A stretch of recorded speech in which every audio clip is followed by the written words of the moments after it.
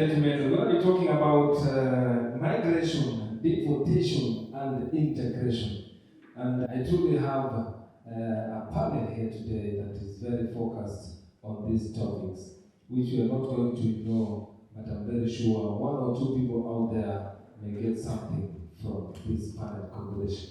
So I researched very nicely, and I realized that in recent years, actually, we are seeing increasing deportations of Africans and the migrants here in Germany to where they came from. But the question still remains, why is this happening each and every day? The thing integration comes in. What else comes in is migration. How do we interact outside here, we as the migrants?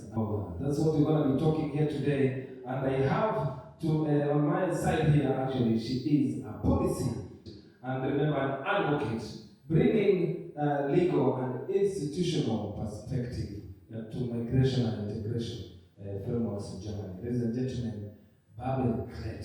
On the other side, he is a community organizer, migration and human rights advocate with a official insight into the struggles faced by African immigrants. Ladies and gentlemen, thank you so much and welcome to Asura Collective, a night of culture and entertainment. And at this time, I'm going to be appreciating Lemify for being one of us, to an empire for organizing this, Radio RFM for being here together, and Shots the Boutique for being here, and Kingdom Revelation. Help me, Kingdom Revelation, somewhere here. Kingdom Revelation, they are part of us that have made this conversation possible tonight. Yes, and we're going to be going through these questions, and I'm going to be asking the same question, so you maybe have a different opinion. That's what we're going to be hearing here tonight.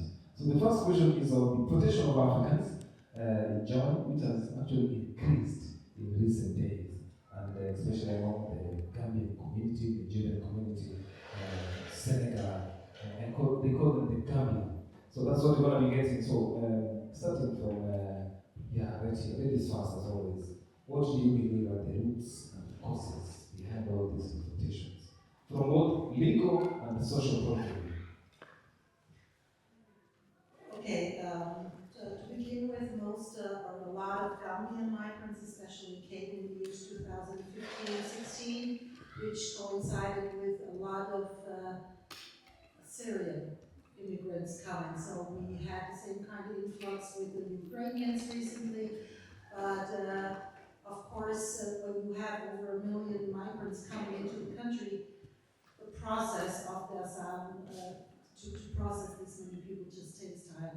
So a lot of people really only were in permanent limbo for years because their asylum could not be processed due to the sheer number of people in the asylum system. So nowadays the bump has caught up with that, and of course they've also structured their asylum process a bit more, and this leads to faster processing of asylum applications. So nowadays, when a migrant comes in, he can count on that his application will be processed within the same year. And concerning Gambians, I'm afraid to say Gambia for Germans, or for the German government, Gambia is a safe country of origin. So since 2018, there was a change from a dictatorship to a democratic republic, and since then Germany is considering Gambia as a safe place to return to, and which means most Gambians, as from the men that come here, it's almost 100% have zero chance to getting their asylum granted, because almost all of them are economic refugees, and unfortunately, Germany does not recognize this as a reason for asylum. So the rejection rate is really, really high. The legal threshold is also very stringent nowadays. Their title policies, they're rewriting laws, and they're changing the asylum policies, basically. due to the pressure of the white ones, of course. So yeah, it sadly has an effect on the asylum policies we see today. Love that. Yeah.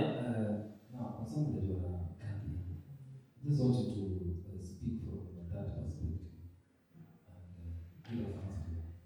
Yeah, thank you very much. Like my colleague, my long-term colleague and comrade, they were struggling when it comes to migration and integration of West African immigrants in, I would not even say Baden-Württemberg, but entirely in Germany.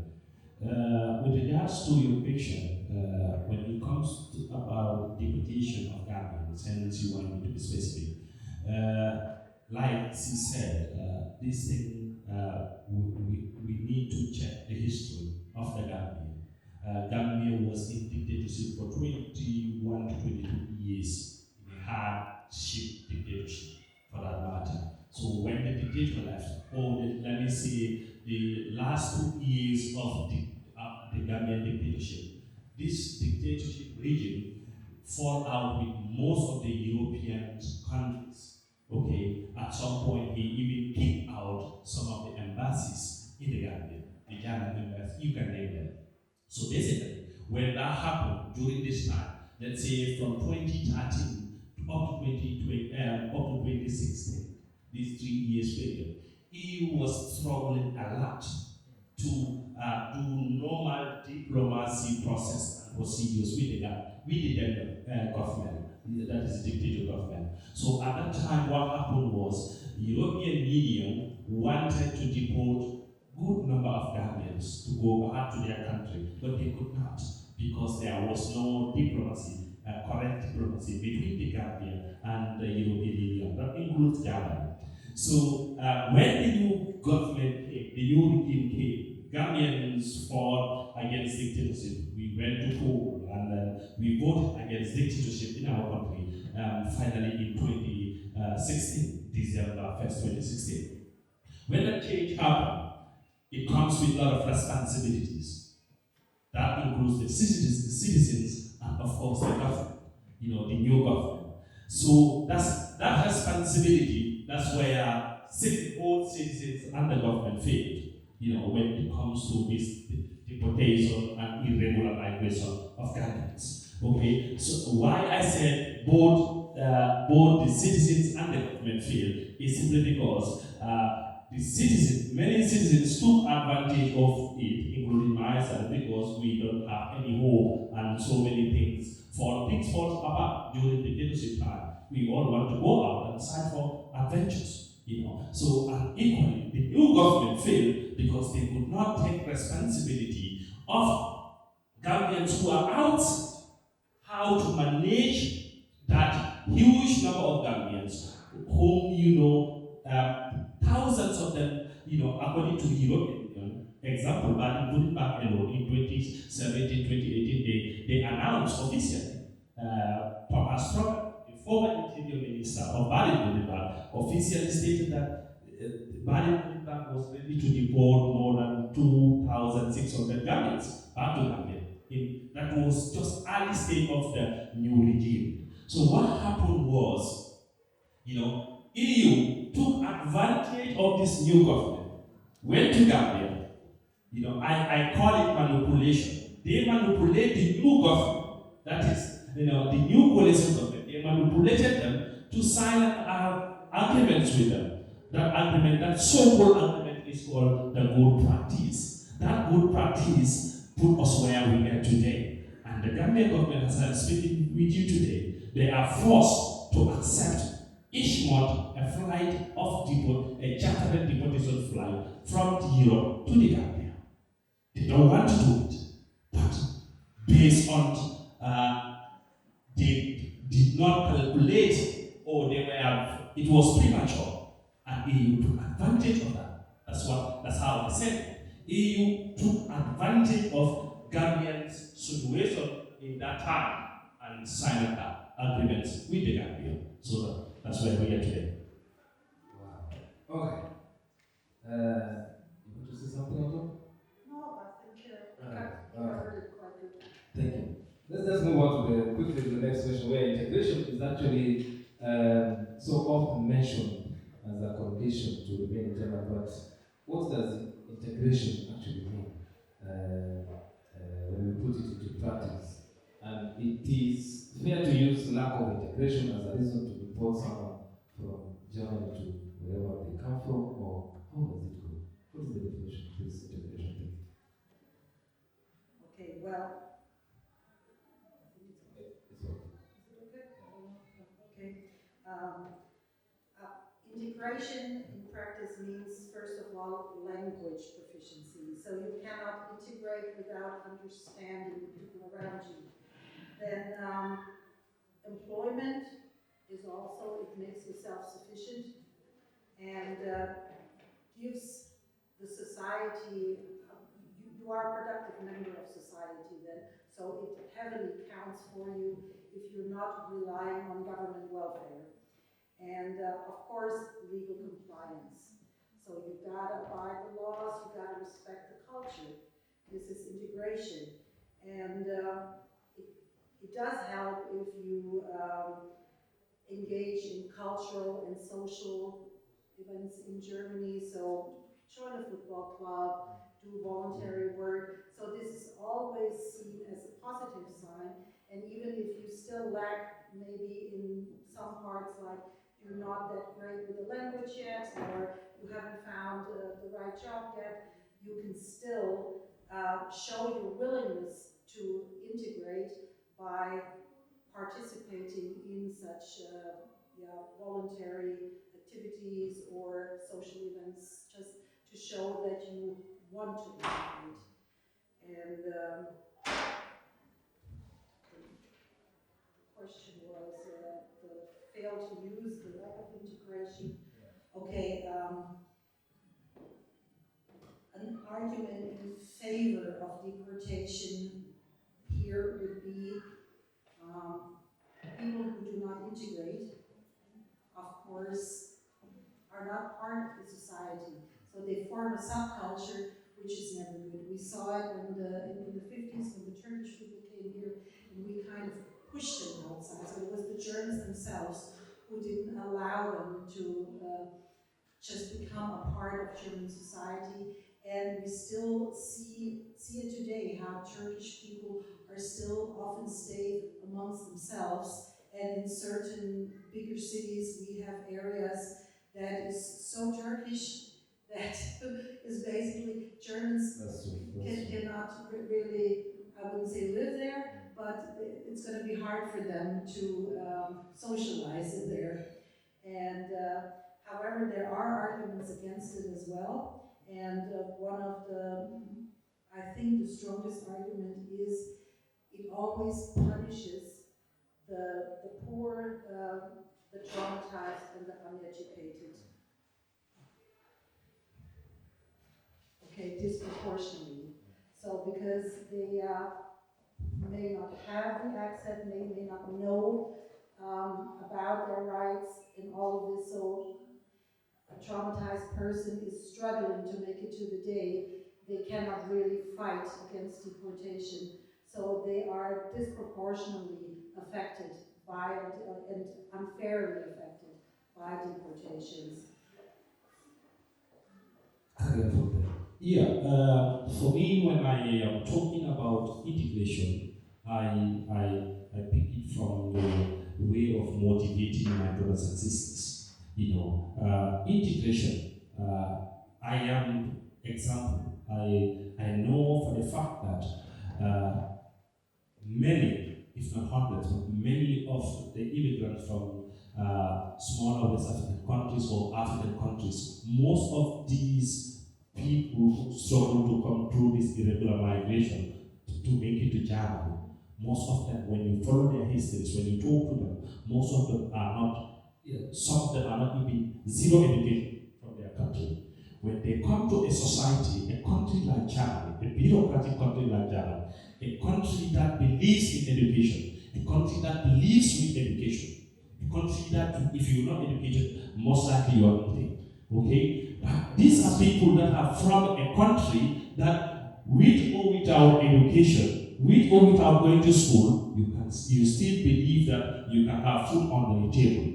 So most of us come here. Some of them will come here just with this basic Arabic knowledge or Christianity or whatsoever, with those beliefs and spiritualities. So when they come to here, to me what is important is that's why I always like and love people like her, who are always there, regardless of what situation, try to help, motivate, show the way forward for these people, these vulnerable people.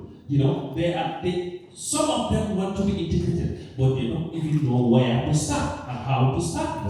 Basically. So that's for me. It's like always. However, in some situations it will affect myself.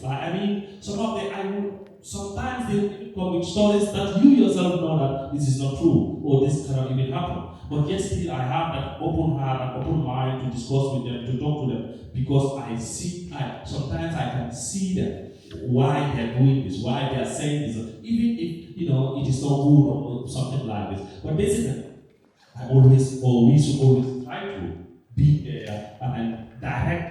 If they even make mistakes, I always try to rectify and correct those mistakes. I love it. How does internal or institutional racism influence the treatment of Africans, migrants in general, whether it's in the legal system, society, or access to resources? Well, I'm afraid to say we do have a discriminatory immigration policies here. Right. So I think we've most recently seen it, how different Ukrainians were treated compared to any other migrants, especially migrants. So I always refer to, with government treatment in mind, I always refer to African migrants as the third class asylum seekers, because they're really at the bottom of the barrel. The Ukrainians are what we call Flüchtlinge. So they came here, they never had to go through any asylum process. They basically got rolled out the red carpet and never really always jumped in front of the line, which of course means everybody else, in particular African migrants, were pushed to the back of the line. And of course we have still policing and racial profiling, and yes, it is easier, of course, for a policeman to identify an African as a possible migrant and maybe an irregular migrant who doesn't have legal papers than someone that has a Caucasian. So, of course, it does make sense in ways, but it nevertheless doesn't make it right.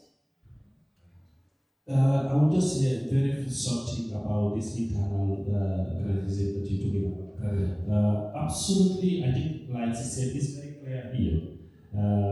I read a research about the Ukrainian issue, okay, when this whole thing happened. And they call the migrants actually. Good question, yeah. Exactly. So when the Ukraine, as we are speaking, this according to this research, it clearly indicates that in fact 70% of the Ukrainian refugees in Germany are working. Yes. And check this. When you, a classical example, I might not talk about Kenya because I don't know their statistics, but a classical example is my country, the Gambia. In Baden-Württemberg, it says that 17,000 officially Gambians are registered here as asylum seekers. Okay? When you look at that, in their system again, the same system says that more than 10,000 Gambians are working. Okay? So when you look at that statistics, okay, and the same statistics says that more than 2,500 Gambians are working here. So by looking at that, that tells you that we are doing our utmost best. But let me say the white refugees or the European refugees are still, it's very clear. The systematic racism is very, very clear. You go to institutions like Oxford, how they will treat and how they will treat other color refugees is completely different. That's right. I can agree with you on that. And even we had from slave to praise today, this evening, and we could see the transition. Moving on to the next question better here. We had, what are the real solutions? Because we may be talking about migration and all that. What are the real solutions to this, whether legal, community-based, or policy-driven? Do you believe that we can reduce unfair deportations and support African migrants better? Sure, sure. I mean, everything is possible. The question is the German government willing to do this? So they are getting a lot of pressure, especially from the right wing, and unfortunately, we've seen even in the last election, even parties that are more located in the middle or even to the left have adapted right-wing policies to appease or maybe win over right-wing voters.